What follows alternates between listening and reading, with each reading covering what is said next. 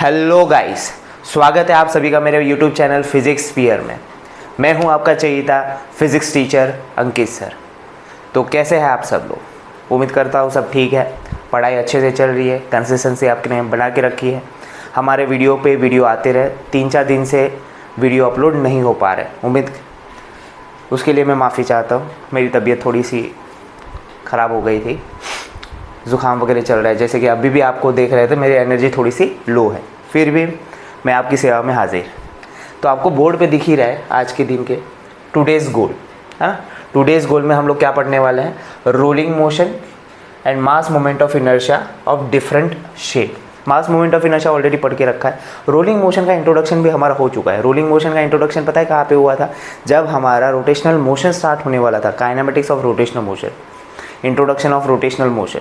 वहाँ पे classification of motion में मैंने ट्रांसलेशन मोशन भी बताया था, रोटेशनल मोशन भी बताया था, और याद करो रोलिंग मोशन भी बताया था। वहाँ पे मैंने रोलिंग मोशन होता क्या है ये सब कुछ मैंने बताया था कि रोलिंग मोशन में कौन से मोशन का कॉम्बिनेशन होता है वगैरह सारी चीज़ें।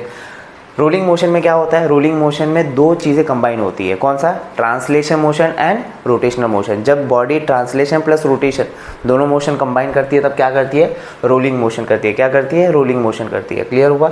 मास मोमेंट ऑफ इनर्शिया हमारा पढ़ा के हो गया। मास मोमेंट ऑफ इनर्शिया पूरा एक टॉपिक ही वीडियो में कवर कर दिया था, जिसमें पॉइंट मास के लिए मास मोमेंट ऑफ इनर्शिया क्या होता है, कंटिन्यूअस मास डिस्ट्रीब्यूशन के लिए मास मोमेंट ऑफ इनर्शिया निकाला था हम लोग ने। 2 डेरिवेशन किए थे, रिंग के लिए निकाला था और डिस्क के लिए निकाला था। क्लियर हुआ? अब हम क्या करेंगे? मास moment of inertia different shape, यानी कि सिलेंडर हो गया, स्फीयर हो गया, रॉड हो गया, तो डिफरेंट शेप के लिए भी हमें देखना है। यहाँ पर हम क्या करेंगे पता है क्या? मास moment of inertia different shape के लिए डायरेक्ट फार्मूला देख लेंगे, किस सिचुएशन में किस तरीके से पूछते हैं मास मोमेंट ऑफ इनर्शिया, और या फिर दूसरे कैलकुलेशन में मास मोमेंट ऑफ इनर्शिया का कैसे यूज़ करते हैं। डायरेक्ट फार्मूला आप लोग को देखना है। क्लियर हुआ? डेरिवेशन हम नहीं करेंगे, डायरेक्ट फार्मूला देखेंगे। स्टार्ट करते हैं क्या? चलो, तो टुडेज़ गोल आपको समझ में आया। हम पहले क्या कवर करने वाले? रोलिंग मोशन कवर करने वाले। क्या करने वाले? रोलिंग मोशन कवर करने वाले। क्लियर? ठीक है, स्टार्ट करते हैं। तो हेडिंग लगाओ रोलिंग मोशन। ऑलरेडी इसका इंट्रोडक्शन हो चुका है, ज़्यादा टाइम इसमें नहीं लेना है। हेडिंग लगा देंगे रोलिंग मोशन। अब रोलिंग मोशन के अंदर 2 मोशन कंबाइन होते हैं। रोलिंग मोशन में 2 मोशन होते हैं। एक होता है ट्रांसलेशनल मोशन, और दूसरा क्या होता है? Rotational motion. ये 2 मोशन को अगर मैं कंबाइन करूँगा ना किसी बॉडी का, तो मुझे क्या मिलेगा? रोलिंग मोशन मिलेगा। अच्छा, ट्रांसलेशन मोशन किसका होता है? Translation motion of centre of mass. Centre जो होता है ना बॉडी का, वो क्या करता है? ट्रांसलेशन मोशन करता है। जब कोई बॉडी रोल होती है तो उसका जो सेंटर होता है वो क्या करता है? ट्रांसलेशन मोशन करता है। और रोटेशन क्या होता है? Rotation motion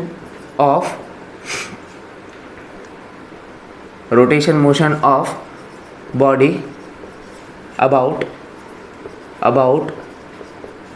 axis passing from centre of mass. Rotational motion के लिए हमें एक्सिस चाहिए रहेगा, और ये एक्सिस कहाँ से पास होती है? सेंटर ऑफ मास से पास होगी। कहाँ से पास होगी? सेंटर ऑफ मास से।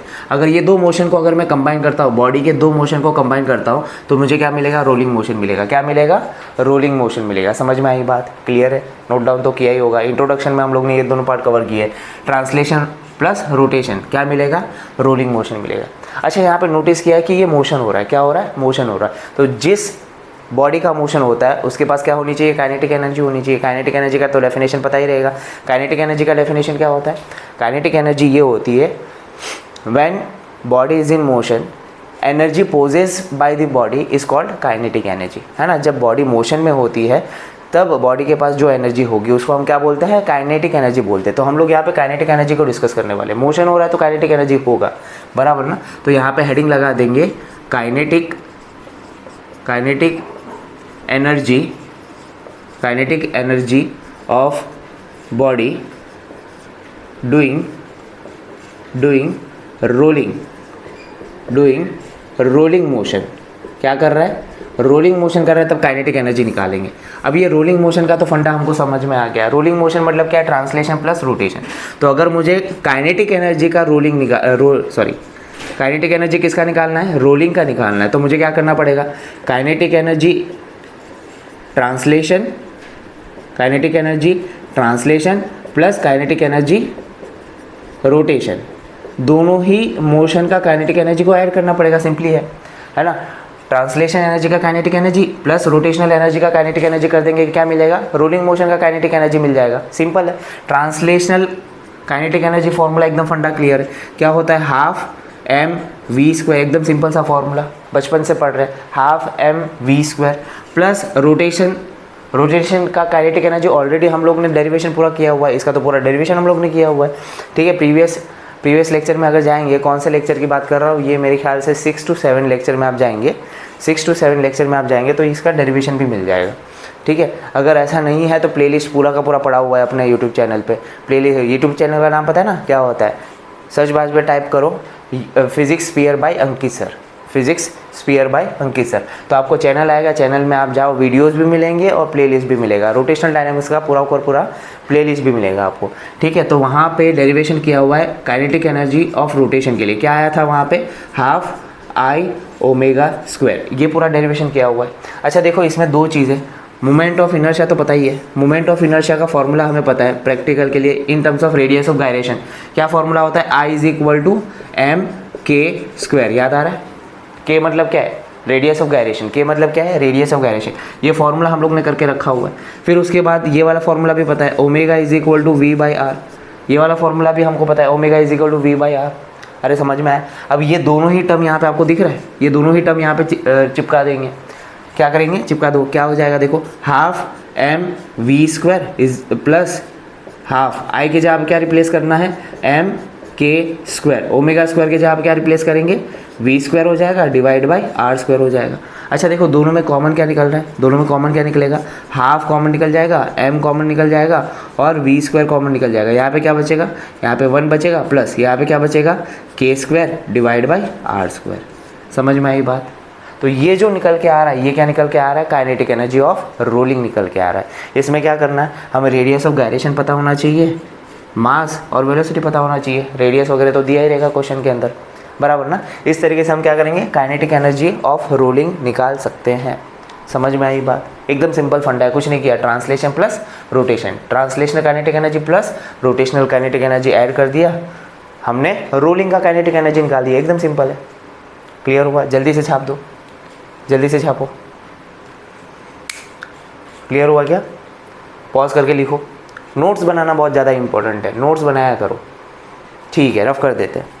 अब हमारे पास है क्या, रोलिंग के अंदर तो वैसे तो बहुत कुछ है, मोशन हो रहा है तो डिस्प्लेसमेंट, वेलोसिटी, एक्सेलरेशन, ये सारी चीज़ें होती है, पर हमारे सिलेबस के हिसाब से, हम तो हमारे सिलेबस के हिसाब से जाएंगे, हमारे सिलेबस के हिसाब से हमको सिर्फ acceleration, linear acceleration and speed निकालनी होती है, वो भी इंक्लाइंड वाले केस में। कहाँ पे निकालना है, इंक्लाइंड वाले केस में, मतलब क्या, इंक्लाइंड प्लेन दिया रहेगा, बराबर, उस पर रोलिंग हो रहा है, बराबर ना, तब हमें लीनियर एक्सेलरेशन निकालना है एंड स्पीड निकालना है, linear acceleration and speed.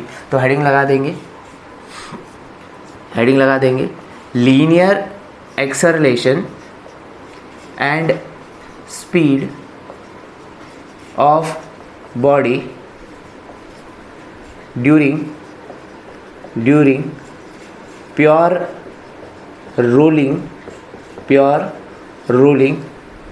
on inclined plane, on inclined plane, inclined plane होना चाहिए, बराबर, और प्योर रोलिंग होना चाहिए, सिर्फ और सिर्फ क्या होना चाहिए, प्योर रोलिंग होना चाहिए। इसमें भी हम लोग 2 केस करते हैं, इसमें भी 2 केस करेंगे। केस नंबर 1 एकदम सिंपल है, कुछ टेंशन लेने की ज़रूरत नहीं है। मैं पहले भी बोल रहा हूँ कि अगर आप मेरे से फिजिक्स पढ़ रहे हैं, एकदम आसान भाषा में पूरा का पूरा आपको बोर्ड का टेक्स्ट बुक बता के जाएंगे, टेंशन लेने की ज़रूरत नहीं है। केस नंबर 1 देखो क्या है, विदाउट फ्रिक्शन, मतलब फ्रिक्शन कंसिडर नहीं करना है, विदाउट फ्रिक्शन।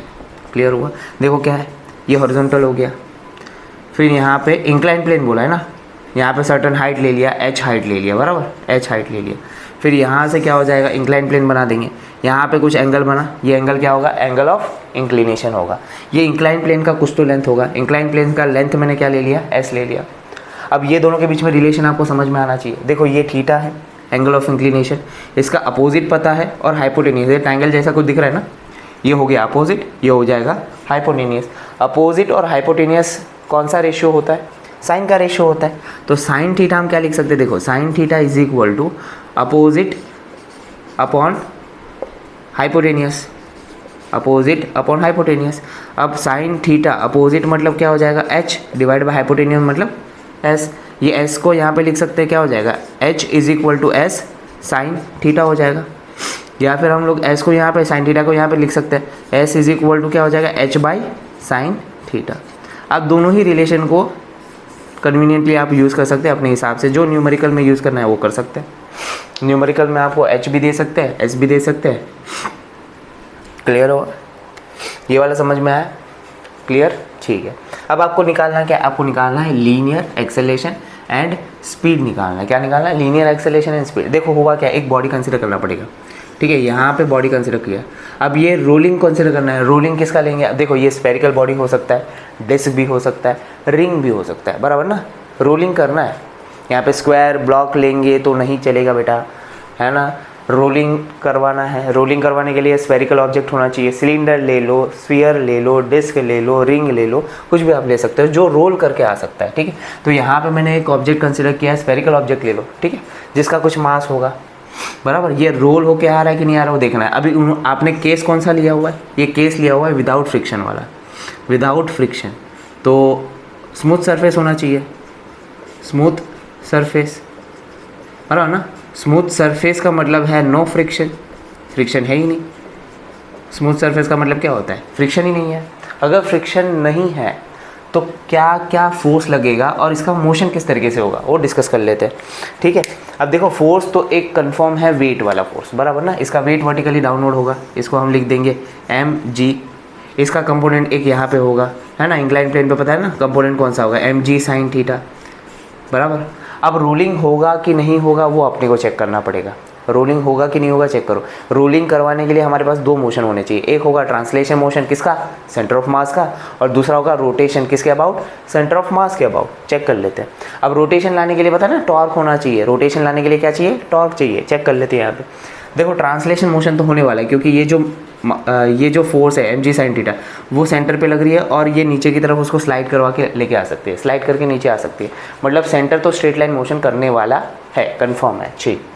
अब ये वेट की वजह से सरफेस क्या प्रोवाइड करेगा? एक नॉर्मल रिएक्शन भी तो प्रोवाइड करेगा। सरफेस क्या प्रोवाइड करेगा? Normal reaction. अब चेक करो कि रोटेशन हो रहा है कि नहीं हो रहा है। चेक करो कि रोटेशन हो रहा है कि नहीं हो रहा है। रोटेशन के लिए क्या चाहिए? टॉर्क चाहिए। और टॉर्क का फॉर्मूला तो आपको पता है, ठीक है। चेक करते हैं। अब देखो यहाँ पे तीनों ही फोर्स को अगर आप देखेंगे कहाँ से पास हो रहा है? एक्सिस ऑफ रोटेशन से पास हो रही है। तीनों ही फोर्स एक्सिस ऑफ रोटेशन से पास हो रही है। अगर एक्सिस ऑफ रोटेशन से पास हो रही है, अगर कोई फोर्स एक्सिस ऑफ रोटेशन से पास होता है तो उसका टॉर्क क्या होता है? ये सब लिखवाया है और नोट किया हुआ है हम लोग ने। अगर कोई फोर्स एक्सिस ऑफ रोटेशन से पास होती है, अगर कोई फोर्स एक्सिस ऑफ रोटेशन से पास होती है तो उसका टॉर्क क्या होता है? ज़ीरो होता है। क्या होता है? उसका टॉर्क ज़ीरो होता है। तो ये तीनों ही फोर्स का टॉर्क ज़ीरो हो गया। अगर तीनों ही फोर्स का टॉर्क ज़ीरो हो जाता है तो रोटेशन होगा ही नहीं। अगर रोटेशन नहीं होगा तो क्या हम रोलिंग बोल सकते हैं? क्या यहाँ पे रोलिंग होगा? क्या नहीं होगा। यहाँ पे रोलिंग नहीं होगा, ठीक है। तो एक्चुअली क्या हो रहा है यहाँ पे सिर्फ ट्रांसलेशन मोशन हो रहा है। सेंटर पे लग रही है ना फोर्स, ट्रांसलेशन मोशन। हम बोलेगा सर ट्रांसलेशन मोशन मतलब स्ट्रेट लाइन मोशन जैसा कुछ लग रहा है। अब स्ट्रेट लाइन मतलब ये नीचे सरक के आएगा, ये स्लिप होकर नीचे आया, ये स्लाइड होकर नीचे आ रहा है, सिर्फ स्लाइड हो रहा है। यहाँ पे रोलिंग पॉसिबल ही नहीं है। रोलिंग करवाने के लिए हमें क्या चाहिए? रोटेशनल मोशन चाहिए। क्या चाहिए? रोटेशनल मोशन, ठीक है। तो यहाँ पे रोटेशनल मोशन तो हो नहीं रहा, तो ये स्लाइड होकर नीचे आ रहा है। अगर ये स्लाइड होकर नीचे आ रहा है तो स्ट्रेट लाइन मोशन हो रहा है, बराबर। स्ट्रेट लाइन मोशन में हम लोग आसानी से सॉल्व कर सकते हैं, ठीक है। अब देखो ये मोशन के वजह ये फोर्स के वजह से नीचे मोशन हो रहा है, तो न्यूटन का सेकंड लॉ तो पता ही है ना। According to Newton second law. Newton का सेकंड लॉ क्या बोलता है? न्यूटन का सेकंड लॉ बोलता है F = ma।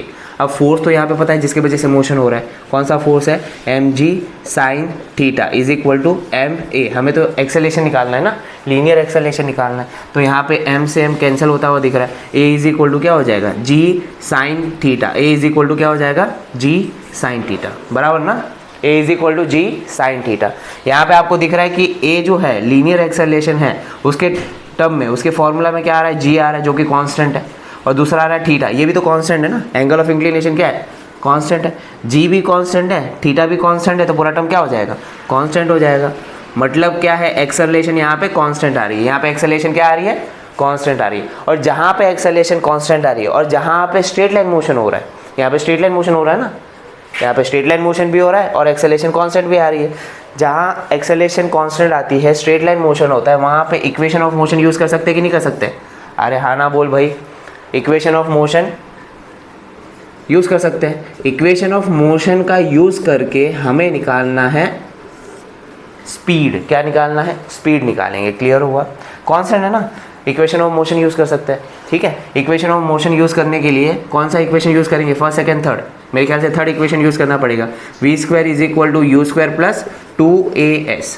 We square final velocity हमको निकालना है। क्लियर है? तो वी स्क्वायर, इनिशियल वेलोसिटी कुछ नहीं बोला तो इनिशियल वेलोसिटी क्या ले लेंगे? 0 ले लेंगे। तो इनिशियल वेलोसिटी 0 है तो 0 का स्क्वायर 0 हो जाएगा, प्लस 2। ए का वैल्यू कितना है? ए का वैल्यू हमने निकाल के रखा है, क्या है? जी साइन थीटा और एस बराबर। तो क्या हो जाएगा? देखो, v square is equal to 2g sine theta.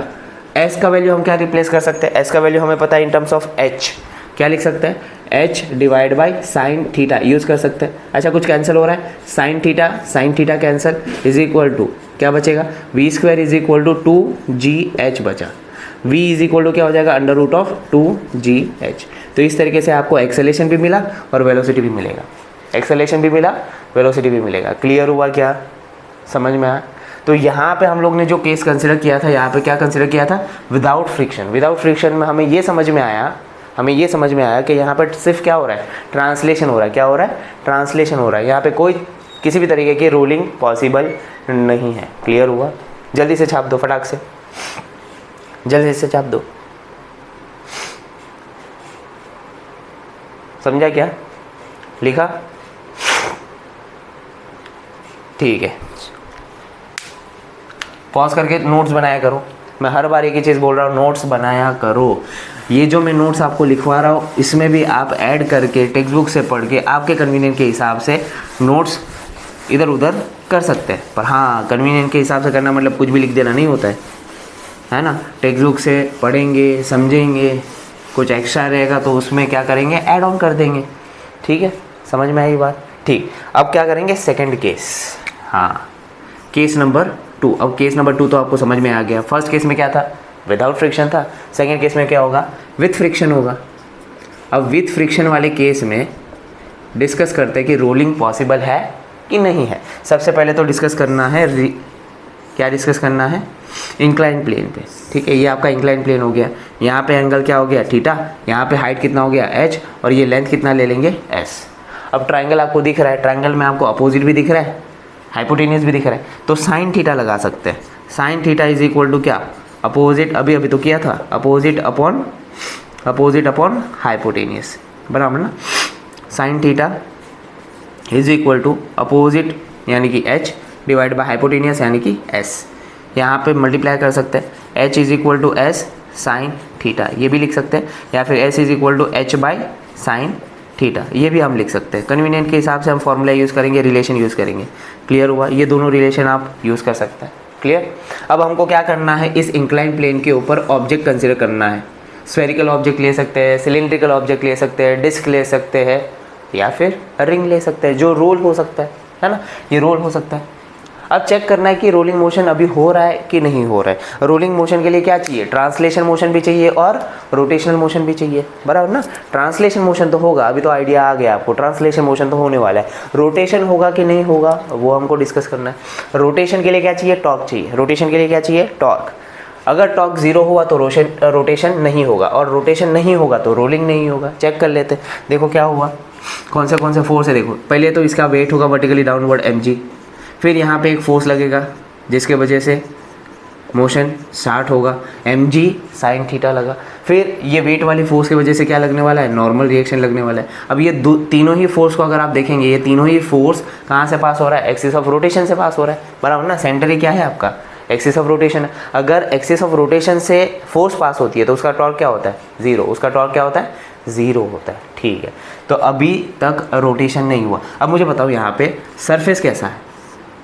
देखो फ्रिक्शन कंसिडर करना है, मतलब सरफेस कैसा होगा, रफ सरफेस होगा। कैसा होगा, रफ सरफेस। और रफ सरफेस का मतलब होता है फ्रिक्शन। वहाँ पे क्या कंसिडर करना पड़ेगा, फ्रिक्शन कंसिडर करना पड़ेगा। मतलब ये फोर्स के अलावा फ्रिक्शन और एक फोर्स लगाना है। कैसे होगा, देखो mg sin थीटा के वजह से नीचे की तरफ मोशन करेगा तो फ्रिक्शन क्या होगा, अपोजिट डायरेक्शन में। और आपको पता है कि फ्रिक्शन हमेशा कॉन्टैक्टिंग सरफेस पे ही लगता है, सरफेस पे लगेगा ना, कॉन्टैक्टिंग सरफेस। अब मुझे बताओ ये जो फ्रिक्शन है क्या ये सेंटर ऑफ एक्सिस से पास हो रहा है, क्या ये एक्सिस से पास हो रहा है, क्या नहीं। अगर ये एक्सिस से पास नहीं हो रहा है तो इसकी वजह से क्या पॉसिबल होने वाला है, रोटेशन पॉसिबल होने वाला है। अगर यहाँ पे रोटेशन पॉसिबल होगा, ट्रांसलेशन पहले से ही था, रोटेशन भी पॉसिबल हो रहा है। Translational motion plus rotational motion it gives rolling motion, it gives rolling motion. मतलब ये बॉडी रोल होके नीचे आने वाली, ये रोल होके नीचे आने वाली, रोल होने वाला है अभी।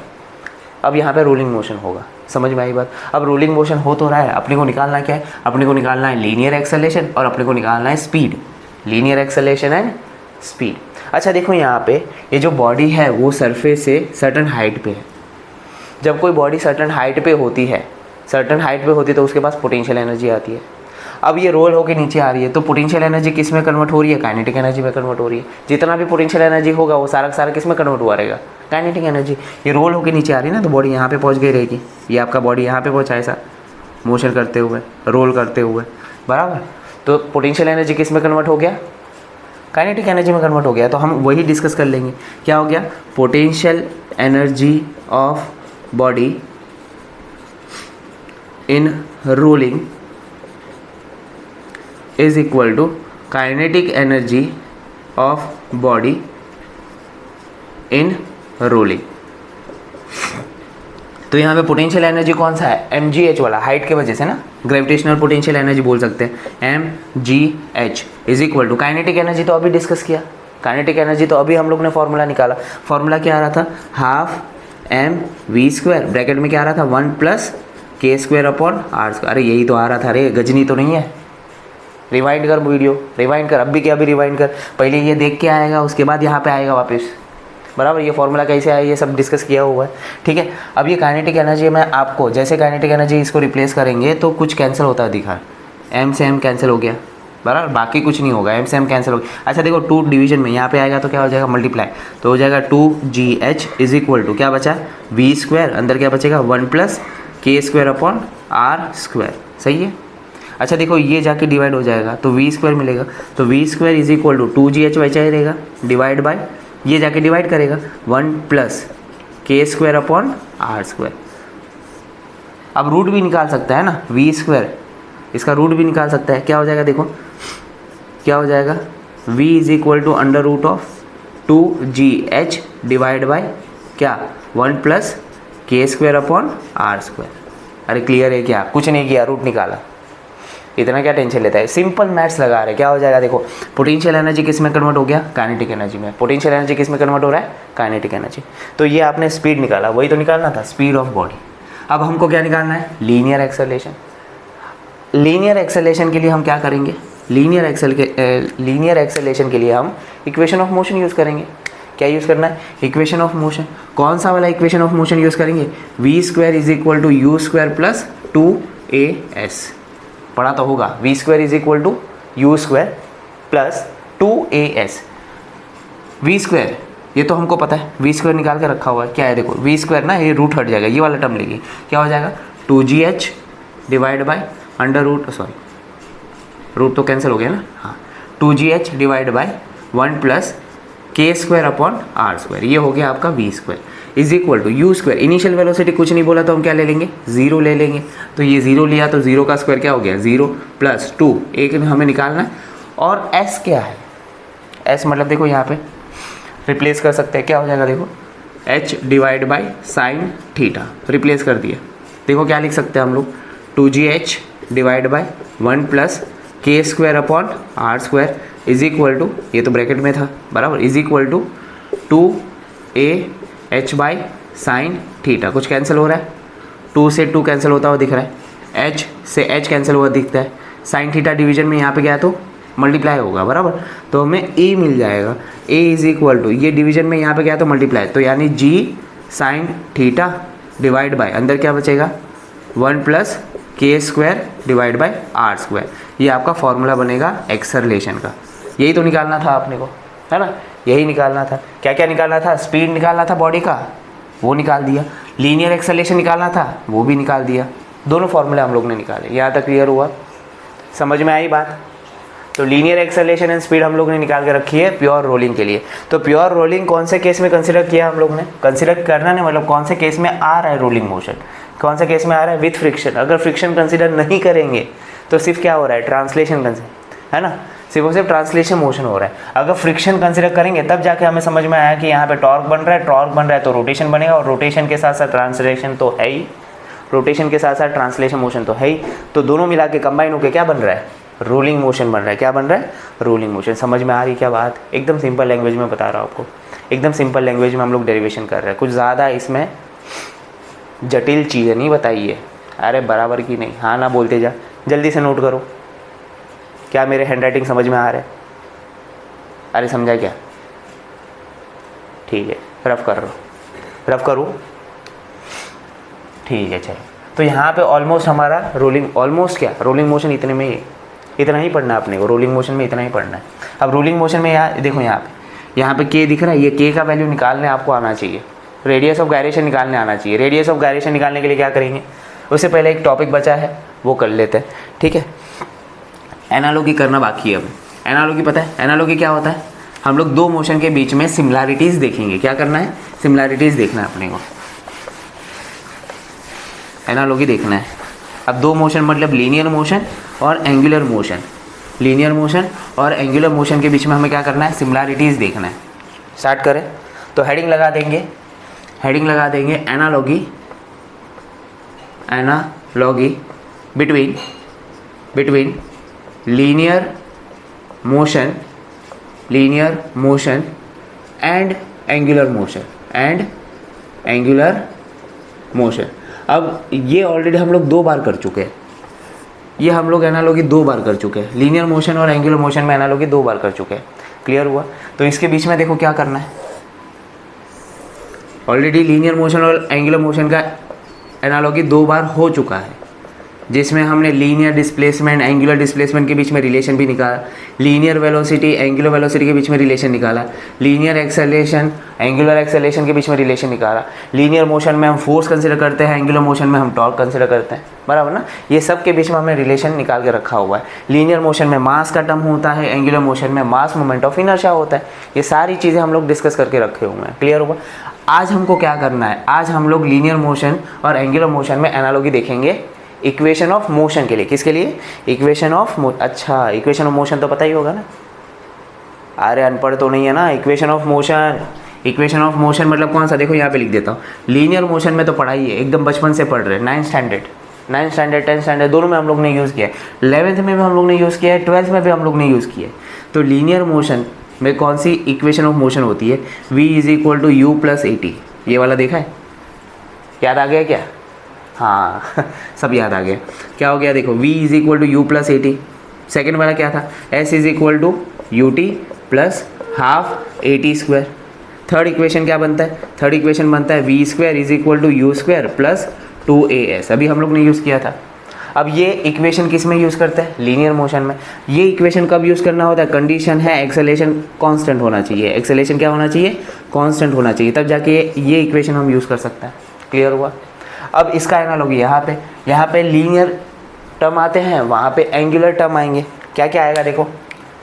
फर्स्ट इक्वेशन देखो, डायरेक्ट एनालॉजी करना है, इसमें कुछ ज़्यादा लॉजिक नहीं है। यहाँ पे लीनियर वेलोसिटी है, यहाँ पे एंगुलर वेलोसिटी ओमेगा होगा।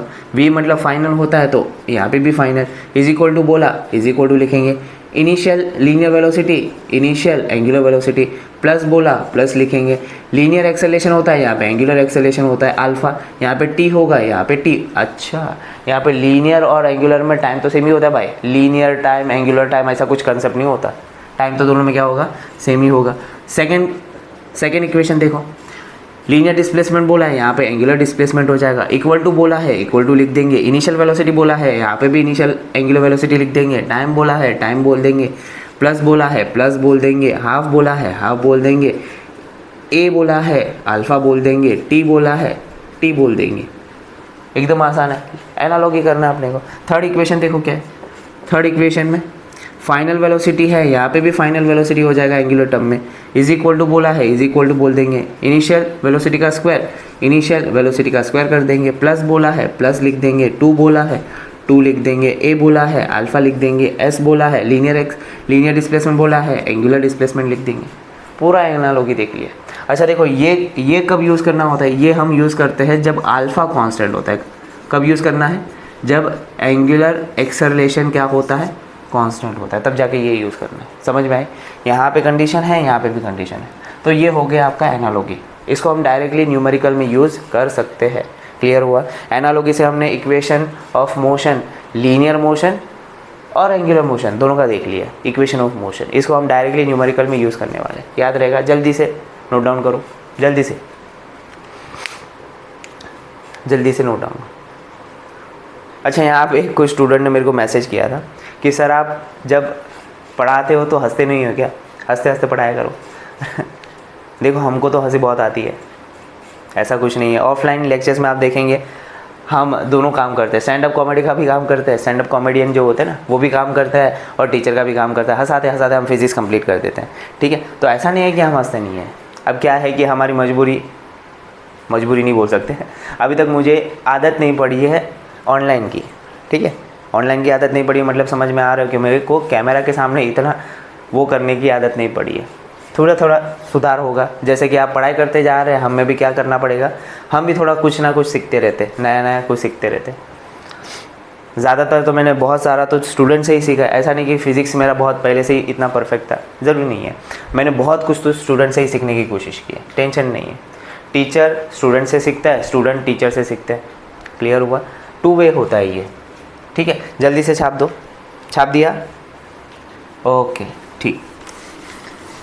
अब हमारा सेकेंड गोल याद आ रहा है, सेकेंड गोल क्या था, मास मोमेंट ऑफ इनर्शिया। हमें mass moment of inertia discuss करना है, mass moment of inertia discuss करना है, कर लेते। तो हेडिंग लगा देंगे, mass moment of inertia, mass moment of inertia for different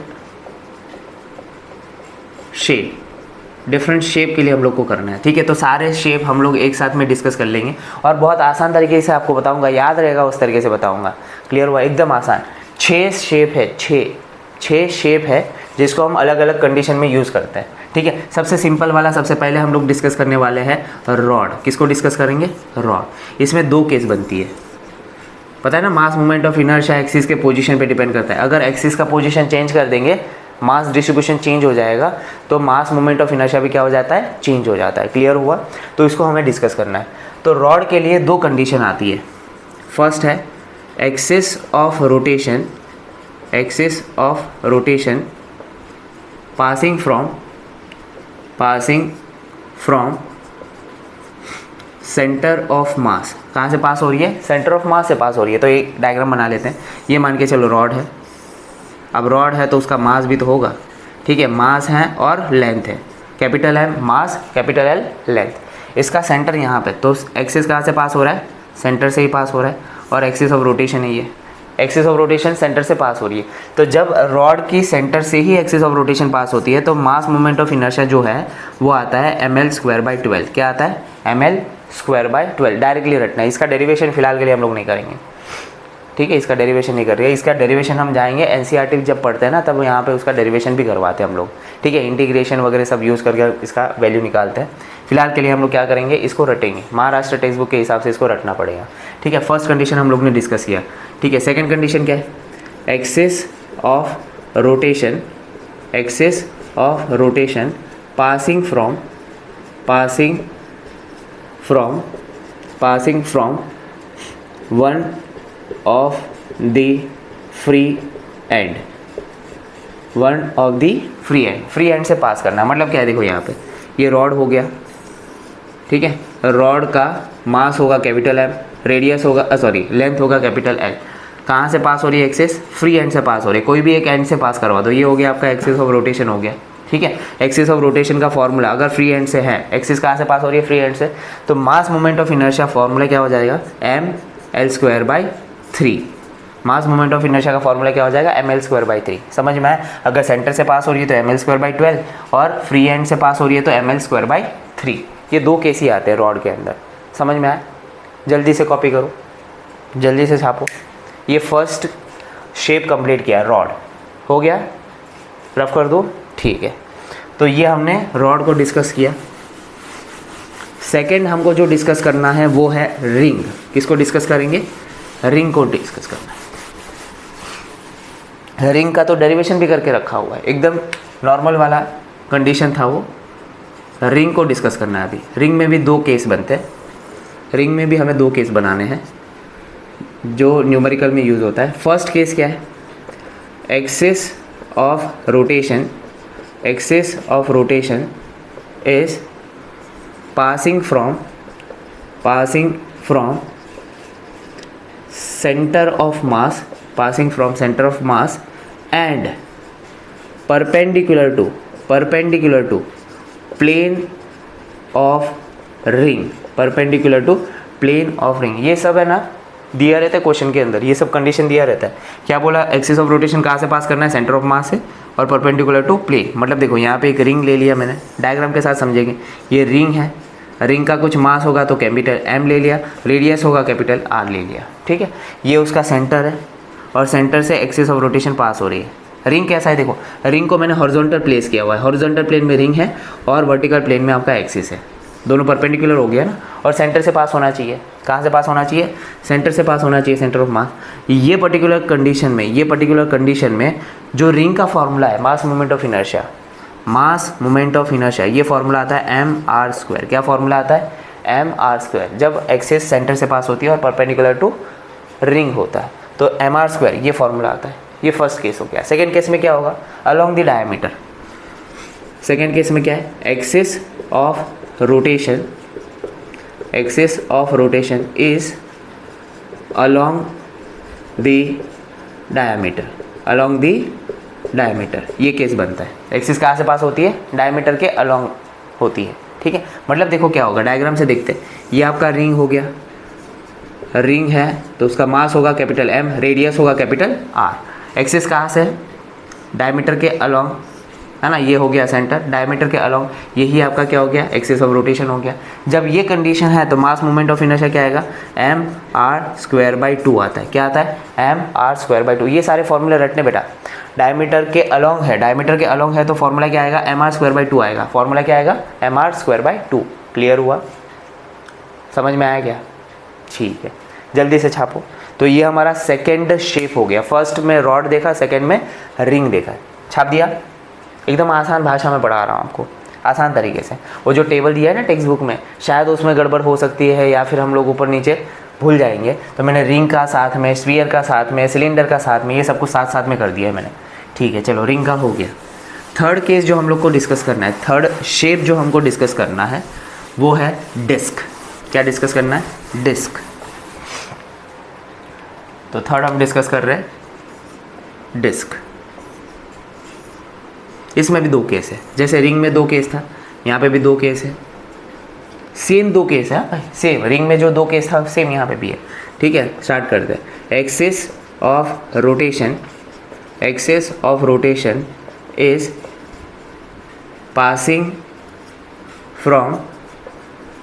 from centre of mass and perpendicular to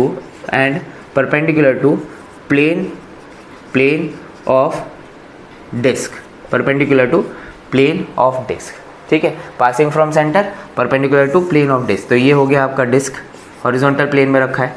disc कहाँ पे रखा है? हॉरिजॉन्टल प्लेन में रखा है।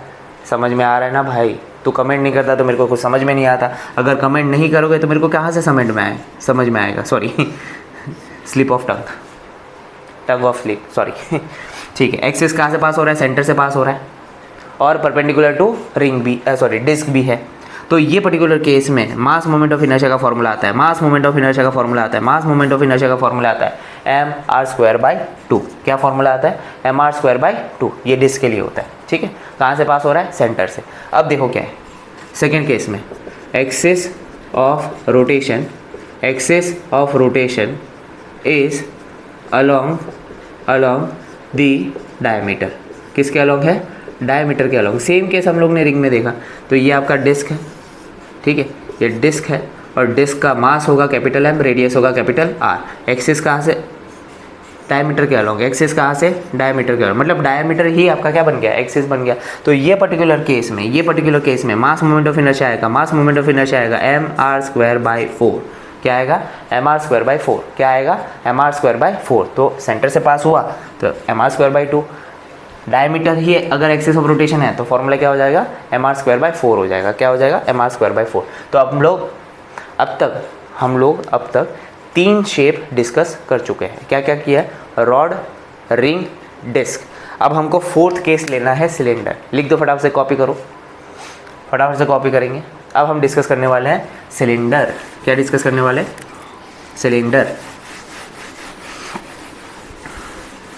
सॉरी, थोड़ी मेरी एनर्जी डाउन है, तबीयत का इशू आ रहा है बारिश की वजह से।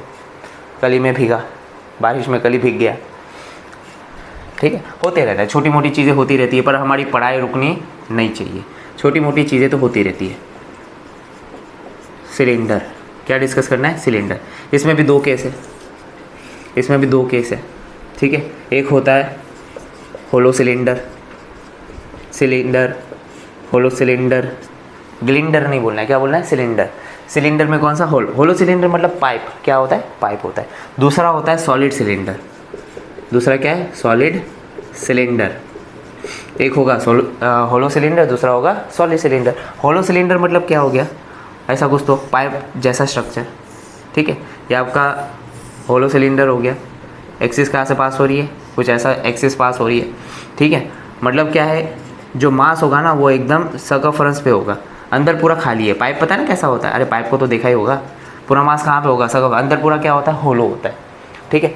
अगर होलो सिलेंडर है तो मास मोमेंट ऑफ इनर्शिया का फॉर्मूला होता है mr²। क्या फॉर्मूला होगा? mr²। एकदम सिंपल है।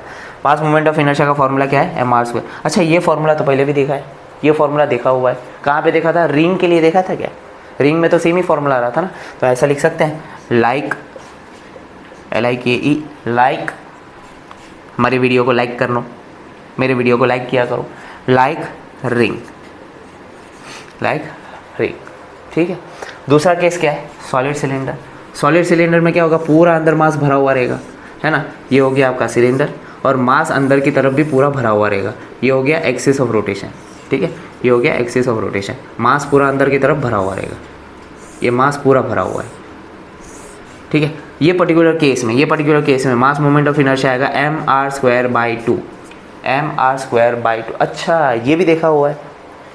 कहाँ पे देखा हुआ है? ये कहाँ पे देखा हुआ है? ये मेरे ख्याल से डिस्क के फॉर्मूला में देखा हुआ है। तो यहाँ पे ऐसा लिख सकते हैं, लाइक डिस्क। अरे समझ में आया क्या? मेरा चैनल का नाम क्या है पता है ना?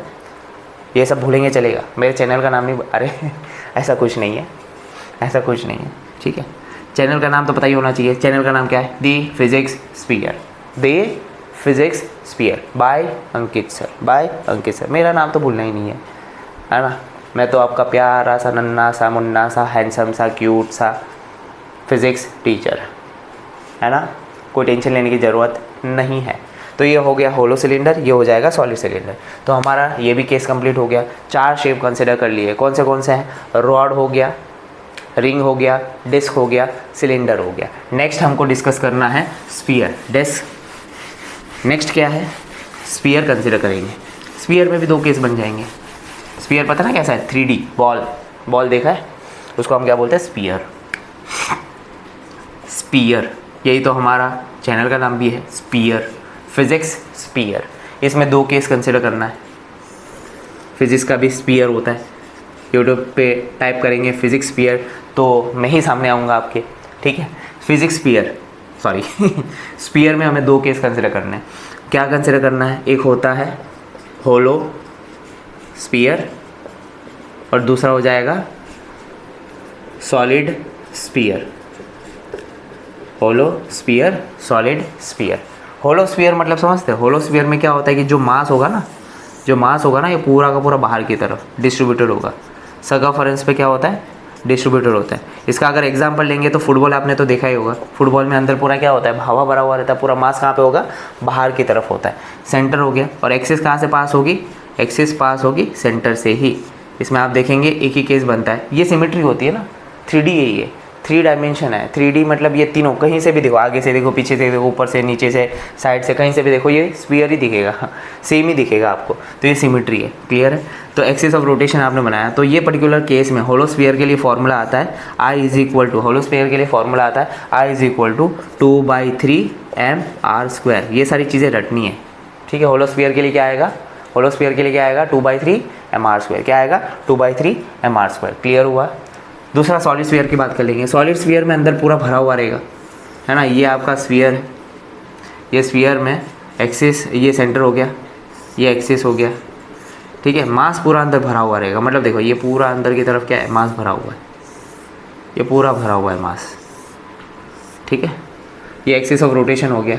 ये पर्टिकुलर केस में मास मोमेंट ऑफ इनर्शिया का फॉर्मूला आता है। ये पर्टिकुलर केस में मास मोमेंट ऑफ इनर्शिया का फॉर्मूला आता है 2/5 mr²। एकदम सिंपल है। होलो के लिए क्या आता है 2/3, और सॉलिड के लिए क्या आएगा 2/5 mr²। 2/5 mr²। समझ में आई बात, क्लियर हुआ क्या, ठीक है। छाप दो फटाक से, फटाफट छाप दो। छाप दिया तो हमारे 5 शेप हो गए, रॉड हो गया, रिंग हो गया, डिस्क हो गया, सिलेंडर हो गया, और लास्ट वाला फिजिक्स स्फीयर। अरे फिजिक्स स्फीयर नहीं, स्फीयर को हमने डिस्कस किया, सॉलिड स्फीयर, होलो स्फीयर। समझ में आया, क्लियर हुआ क्या, ठीक है। एकदम लास्ट बचा है, last but not the list, है ना, सब डिस्कस करेंगे। लास्ट बचा है कोन, ये भी 3D है। लास्ट क्या बचा है, कोन, इसको भी डिस्कस कर लेंगे। इसमें भी 2 केस बनते हैं, इसमें भी 2 केस बनते हैं। एक होता है होलो कोन, होलो कोन। दूसरा होता है सॉलिड कोन, सॉलिड कोन। ये तो देखा ही होगा। होलो कोन कैसा दिखता है, देखो कोन पता है ना, ट्रायंगुलर शेप का होता है, नीचे ऐसा कुछ। तो आपने बर्थडे मनाया रहेगा दूसरे का, खुद का, तभी आपने टोपी पहनाई रहेगी ना बर्थडे के दिन पे। जिसका बर्थडे होता है उसका टोपी पहनाते हैं सर। ऐसी टोपी तो बहुत लोगों को पहनाई हम लोग ने, है ना, सिर्फ बर्थडे के दिन पे नहीं है, रोज़ हम लोग पहनाते हैं। पर कोन जैसी टोपी नहीं पहनाते ना, बराबर ना। बाकी पता नहीं आप कैसी टोपी पहनाते हैं लोगों को, ठीक है। होलो कोन के लिए देखो कुछ ऐसा होता है। बास, ये जो मास होगा वो पूरा का पूरा कहाँ पे होगा, बास नहीं, मास, ठीक है। मास कहाँ पे होगा, सारा का सारा सर्कमफेरेंस पे। मास कहाँ पे होगा, सारा का सारा सर्कमफेरेंस पे। तो होलो कोन के लिए मास मोमेंट ऑफ इनर्शिया, होलो कोन के लिए मास मोमेंट ऑफ इनर्शिया का फॉर्मूला क्या आता है, मास मोमेंट ऑफ इनर्शिया का फॉर्मूला आता है mr²/2। क्या लाता है, mr²। ये फॉर्मूला वापस दिखा आपको, ये फॉर्मूला अगेन डिस्क के लिए भी देखा था, सिलेंडर में भी, सॉलिड सिलेंडर के लिए भी देखा था, याद आ रहा है।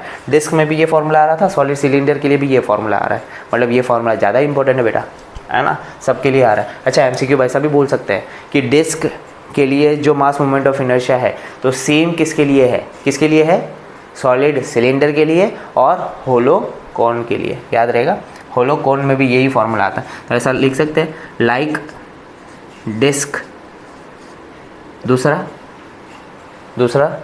Solid cylinder, solid cylinder. याद रहेगा, दोनों जैसा होता है, डिस्क और सॉलिड सिलेंडर।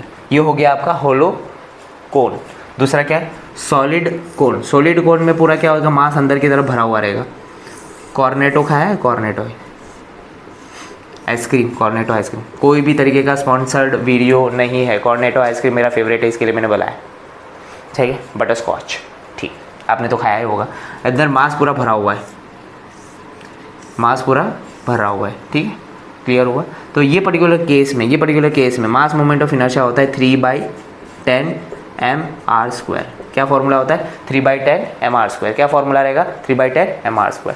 तो यहाँ तक हम लोग ने सारे केस कंसिडर। अच्छा एक बचा है, रेक्टेंगुलर शीट, नहीं,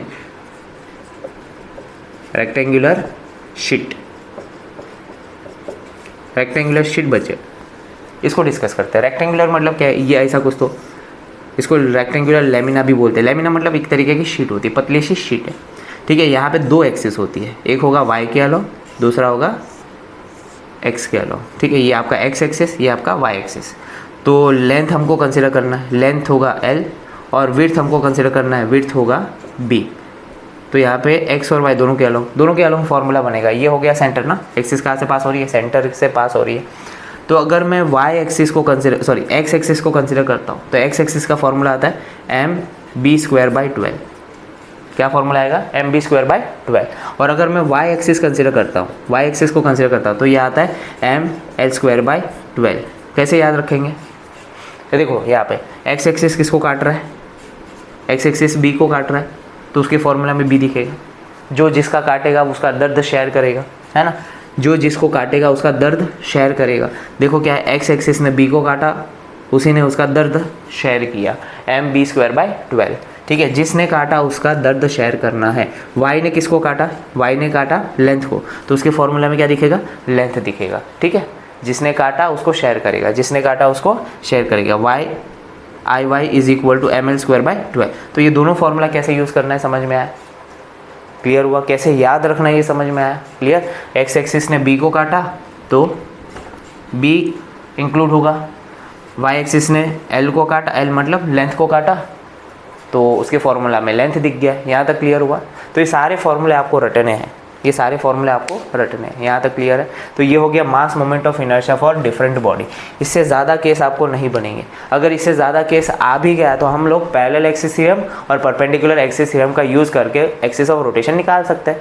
याद आ रहा है, parallel axis theorem, perpendicular axis theorem का डेरिवेशन भी इंपॉर्टेंट है और उसको कैसे यूज़ करना है न्यूमेरिकल में वो भी मैंने वहाँ पे बताया था, डिस्कस पूरा किया हुआ है। अगर आप वीडियो देख के नहीं आ रहे तो दिक्कत बहुत होने वाली है, क्योंकि यहाँ पे जितने भी मैंने कंसेप्ट बताए, आज के लेक्चर में जितने भी कंसेप्ट बताए, उसके लिए आपके प्रीवियस वीडियो देख के आना बहुत ज़्यादा इंपॉर्टेंट है, वो भी डिटेल में। ऐसा नहीं कि ऊपर ऊपर से वीडियो देख के आए, नोट्स भी बनाया रहेगा। अगर मेरे को फॉलो कर रहे हो तो आपको नोट्स बनाना पड़ेगा।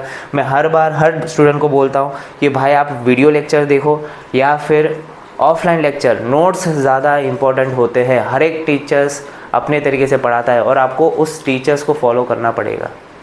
क्लियर हुआ, समझ में आई बात, ठीक है। हर एक टीचर अपने साथ 10 साल का एक्सपीरियंस लेके, 5 साल का एक्सपीरियंस लेके आता है। 5 साल का एक्सपीरियंस बहुत ज़्यादा होता है बेटा।